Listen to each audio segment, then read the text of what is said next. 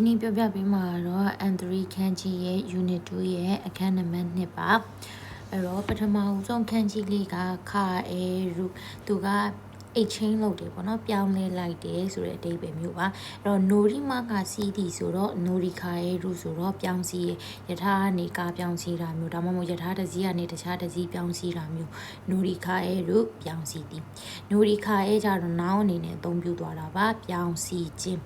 ခိုးခန်းဆိုရင်လဲလဲခြင်းနောက်ကစုရုကတ်တယ်ဆိုရင်လဲလဲဒီဆိုတဲ့ဘတ်ဖြစ်သွားပါတယ်။အဲ့တော့ပထမဆုံးခန်းကြီးလေးကိုမှတ်ကြည့်ရအောင်။အဲ့တော့သူကခါရဲတို့လဲလဲဒီသူများနဲ့သွားပေါင်းရင်ခန်းအဲ့တော့ရှေ့ဟာဒီပုံစံလေးပါတယ်ဆိုရင်ဝါတာရှိတို့ကဘာလို့မှတ်လဲဆိုရင်လ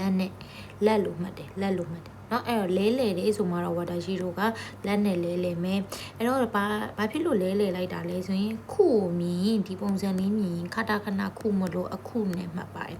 အဲ့တော့အခုဝယ်လာတဲ့အင်ဂျီကတဲ့ဒီမှာယွန်းလေးနဲ့တူလို့လေးစားတော့အောက်ကအိုးခီကြီးနေလို့သူ့မှာအစေပိုင်းကလက်ပါတယ်အခုပါတယ်လေးဆိုတဲ့အစိပ်ပိုင်းလေးပါတယ်အိုးခီလေးပါတယ်လက်နဲ့လဲလဲတယ်အခုဝယ်လာတဲ့အင်ဂျီကလေးစားလောက်ကိုနဲ့ကြီးနေလို့နောက်ထပ်ဘာလုပ်လိုက်လဲဆိုရင်အိတ်ချင်းလဲလဲလိုက်တယ်ပေါ့နော်ခိုးခန်းစုရုဟိုင်းအဲ့တော့ဒုတိယတစ်လုံးသွားရအောင်ဒုတိယတစ်လုံးကကြတော့လက်မှတ်ဆိုတဲ့အဓိပ္ပာယ်မျိုးပါဂျောရှာဆိုတာယထာစီတာကာစီတာအဲ့တော့ခံကလက်မှတ်ဆိုတော့ယထာလက်မှတ်ကာလက်မှတ်ပေါ့နော်တုတ် Q အားအထူးအမြန်ယထာဆိုတော့တုတ် Q ခံအထူးယထာလက်မှတ်အထူးအမြန်ယထာလက်မှတ်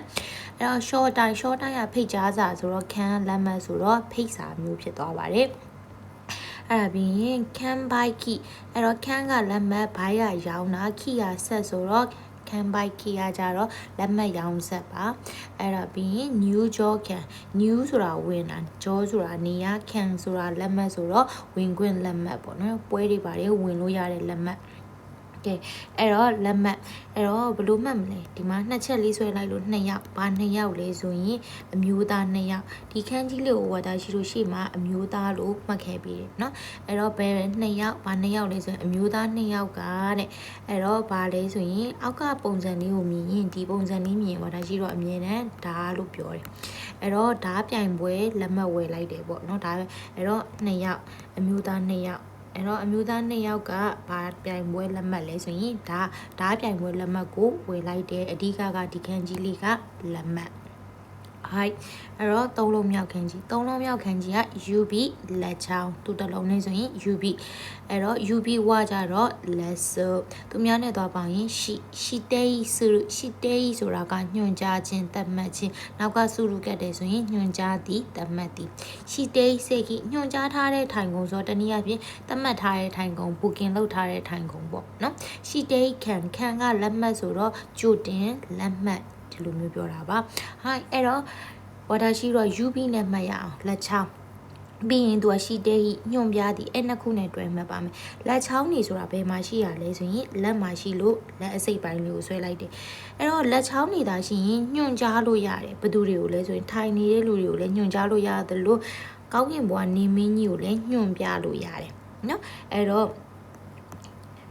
လက်ချောင်းဆိုတာလက်မှာရှိလို့လက်နဲ့ဆွဲလိုက်တယ်เนาะညွှန်ကြားတယ်ဘယ်သူတွေကိုညွှန်ကြားမလဲထိုင်နေတဲ့လူဒီပုံစံလေးမြင်သွားတာရှိတော့ထိုင်နေတဲ့လူလေးလို့မှတ်တယ်အဲ့တော့ညွှန်ကြားတယ်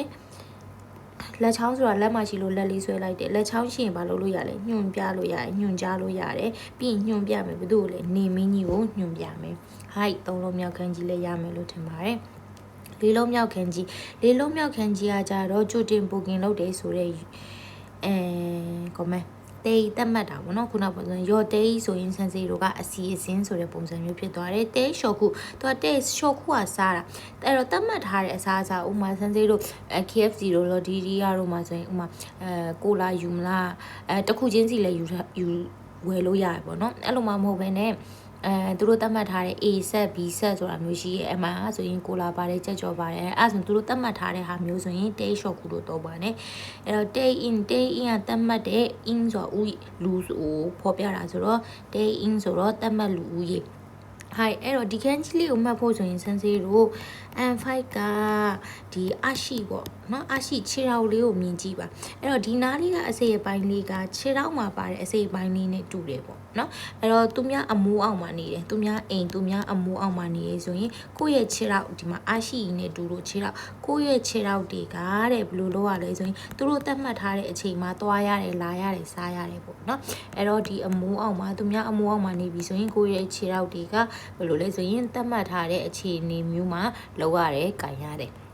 အဲ့ဆိုရင်ဒီဘက်ကလေးလုံးကိုဝါတာရှိပြန်မှတ်ပေးပါမယ်။ပထမဦးဆုံးတစ်ခုကပါလဲဆိုရင်လဲလေတာ။အဲ့တော့လဲလေတယ်လဲလေဆိုဘယ်သူမှ6ယောက်ကြီးမသုံးဘူးလက်နဲ့လဲလေတယ်။အခုဝယ်လာတဲ့ပစ္စည်းအင်ဂျီက4စားလောက်အိုခိကြီးနေလို့လဲလေလိုက်တယ်။2ယောက်2ယောက်လဲဆိုရင်အမျိုးသား2ယောက်ကဓာလက်မှတ်ဓာပြိုင်ပွဲလက်မှတ်ကိုဝယ်လိုက်တယ်အဓိကလက်မှတ်လက်ချောင်းဆိုတာလက်မှာရှိလို့လက်ကိုဆွဲလိုက်တယ်အဲ့တော့လက်ချောင်းနေတာရှိရင်ညွှန်ကြားလို့ရတယ်ထိုင်နေတဲ့လူတွေရောကောင်းကင်ဘဝနေမင်းကြီးကိုလည်းညွှန်ပြလို့ရတယ်တဲ့သတ်မှတ်တယ်အမိုးအောက်မှာနေပြီသူများအမိုးအောက်မှာနေပြီဆိုကိုယ့်ရဲ့အရှိခြေထောက်တွေကသူတို့သတ်မှတ်ထားတဲ့အတိုင်းလှုံ့ဆော်ရတယ်ဟိုက်အဲဆိုရင်ဒီဘက်ကိုဆက်သွားပါမယ်အော်ဒီခုနဟာမပြီးသေးဘူးเนาะတဲ QB သတ်မှတ်တဲ့ပိတ်ရက်ပုံမှန်ပိတ်ရက်ပဲเนาะတဲခအဲ့တော့သတ်မှတ်ထားတဲ့ဈေးနှုန်းဟိုက်နောက်တစ်ခုခံဒါကတော့ M4 ခံကြီးပါအဲ့တော့ तू ကဗာလဲဆိုရင်အဲ့တော့ can buy ဆိုတာရောင်းတာ can buy ဆိုတော့ဆန်စီလို့စိုးအောက်ဖြစ်သွားပြီးရောင်းကုန်သွားပြီးဆိုတဲ့အဓိပ္ပာယ်ပေါ့နော် can say ဆိုတာပြီးမြောက်ပြီးအလုပ်တွေတောင်းဝင်နေပြီးမြောက်သွားတာမျိုးမှသုံးပါတယ် can say not သူကကြတော့ adjective အနေနဲ့လုပ်တယ် can say not ကကြတော့ပြီးပြည့်စုံတော့ပြီးမြောက်တော့ဟုတ်ပြီအဓိကဝါတာရှိလို့ဘယ်မှာတွေ့ရလဲဆိုရင် M4 မှာ gankina အကျမ်းမာတော့ဆိုတဲ့ခန်းကြီးပေါ့နော်အဲ့တော့ဒီခန်းကြီးလေးကဒီမွတ်တိုဆိုတဲ့မူလခန်းကြီးလေးအဲ့တော့ဒီအမိုးအောက်မှာမွတ်တိုမူလအတိုင်းရှိတာကဂန်ကီနာကျမ်းမာတယ်เนาะကျမ်းမာတော့ဘဝဘာဖြစ်ဆိုဘာဖြစ်လဲခန်းစီစုเนาะပြေးမြောက်တယ်ပြေဆုံးနေဆိုတဲ့ပုံစံမျိုးပါအဲ့တော့ M4 ကခန်းကြီးလေးမလို့သိပြီးတော့မပြောတော့ဘူးเนาะဟိုက်6လုံးမြောက်ခန်းကြီးက GU လွတ်လွတ်လပ်လပ်နော်အဲ့တော့ GU စိတ်ကြီးလွတ်လပ်တဲ့ထိုင်ကုန်ဆိုတော့တနည်းအားဖြင့်ပိုကင်မလောက်ထားသေးတဲ့ထိုင်ကုန်ပေါ့နော် review အကြောင်းပြချက်အဲ့တော့ water ရှိလို့တည်တာတန်းဖို့လဲကွက်တည်တယ်အဲ့တော့လဲကွက်ကိုမှဒီတစ်ချောင်းရင်းပို့နေတာအဲ့တော့လဲကွက်ထဲကိုတယောက်ထဲသွားတဲ့အကြောင်းရင်း review အကြောင်းပြချက်က GU လွတ်လွတ်လပ်လပ်ဖြစ်ချင်လို့ပေါ့နော်သူအဲ့တော့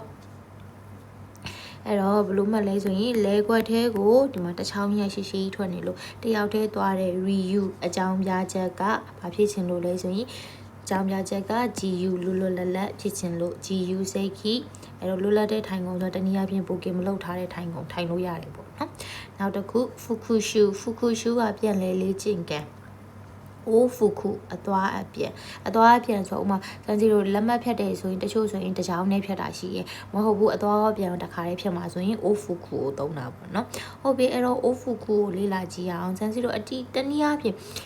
ပြန်လဲလေးချင်ငယ်လုပ်တယ်ဆိုတာကရှေ့မှာတင်မိသားစာတွေเนาะလေးလဲအဲ့ဒါကိုရှေ့ကျက်လိုက်ရှေ့ကိုသွားလိုက်နောက်ကိုသွားလိုက်အပြန်လန်လေးချင်ငယ်ပြန်လုပ်နေရမျိုးပေါ့နော်အဲ့တော့ तू ကသူ့ရဲ့သဘောတရားကအသွား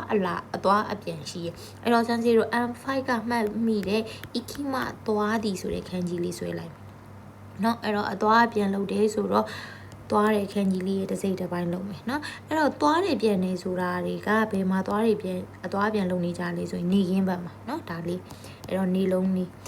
ခင်းဘက်မှာတယောက်သေးလားဆိုတော့မဟုတ်ဘူးတာဆက်အများကြီးပေါ့เนาะကိုတယောက်သေးမဟုတ်ဘူးအများကြီးလူအများကြီးအသွားပြန်လုံးနေကြတယ်အဲ့တော့ ofu ကိုအသွားပြန်လုံးတယ်ဆိုတော့သွားသည်ရဲ့ရှေ့ပိုင်းလေးကိုဆွဲလိုက်တယ်အဲ့တော့နေခင်းဘက်မှာအသွားပြန်လုံးကြတယ်တယောက်သေးလားဆိုတော့မဟုတ်ဘူးတာဆက်လူအများကြီးအသွားပြန်လုံးတယ်နော်အသွားပြန်လုပ်တဲ့ထဲမှာပါလဲဆိုရင် fukushu အဲ့တော့ပြန်လဲလေးကျင့်ငန်းနေပါတယ်ပေါ့နော်ဟိုင်းနောက်တစ်ခု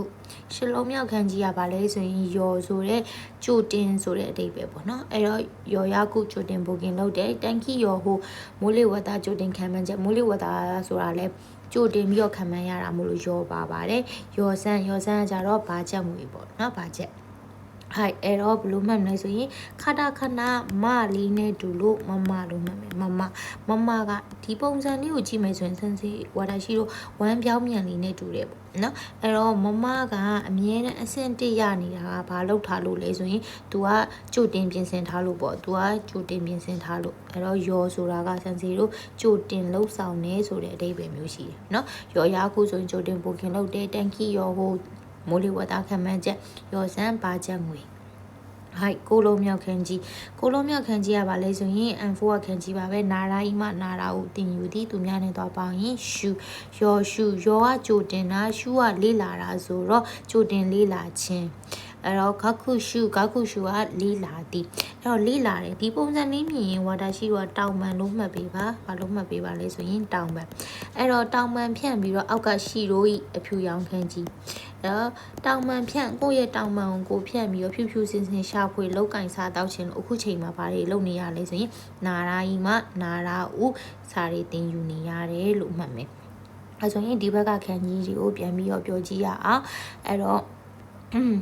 သူကကြတော့ complete ဖြစ်တာ N4 မှာတွေ့ရတဲ့ပုံစံကကျမ်းမာတာဒီအမိုးအောက်မှာမွတ်တို့မူလအတိုင်းရှိတယ်ဆိုတာကျမ်းမာနေခြင်းပေါ့ကျမ်းမာတယ်ဆိုရင်ဘာဖြစ်လဲပြီးစုံတယ်เนาะပြီးမြောက်တယ်အလုပ်တွေပြီးမြောက်တယ်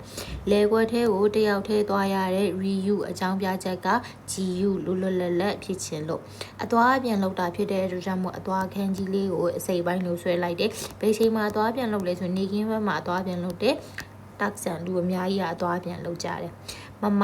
မကအမြဲတမ်းအဆင့်1ရနေတာဝမ်ပြောင်းမြန်လေเนาะအဆင့်1ရနေတာကကြိုတင်လှုပ်ဆောင်ထားလို့ပေါ့အဲ့တော့တောင်ပန်လေးကိုဖြတ်ဖြူဖြူစင်စင်ရှာဖွေစားတောက်ခြင်းလို့အခုချိန်မှာဘာတွေလုပ်နေလဲဆိုရင်နာရာကြီးမှနာရာဥတင်ယူနေပါတယ်ဟိုက်နားလည်မယ်လို့ထင်ပါတယ်